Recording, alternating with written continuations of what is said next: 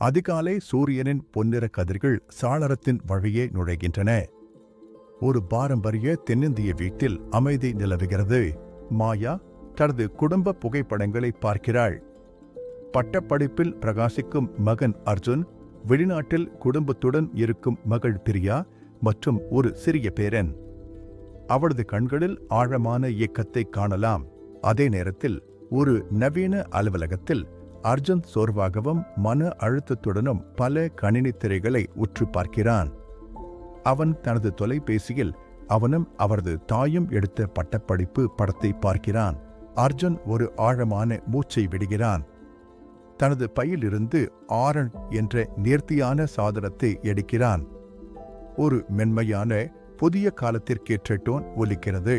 மீண்டும் வாழ்க்கை அறையில் சுவற்றில் உள்ள பெரிய தொலைக்காட்சி திரை உடனடியாக அர்ஜுனின் தெளிவான வீடியோ ஃபீடை காட்டுகிறது. மாயா திரும்பி பார்க்கிறாள். அவளது முகம் ஆச்சரியத்திலிருந்து கண்ணீர் நிறைந்த புன்னரியாக மாறுகிறது.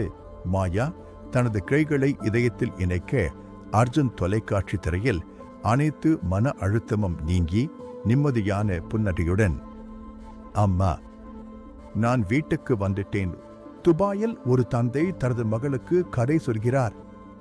லண்டனில் ஒரு மகள் தனது தந்தையுடன் காலை தேநீரை பகிர்ந்து கொள்கிறாள்.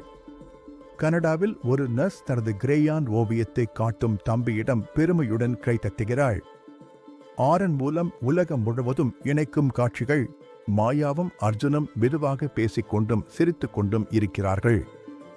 வீடு என்பது ஒரு இடம் அல்ல, அது நாம் இணைந்திருக்கும் மக்கள்தான். ஆரன்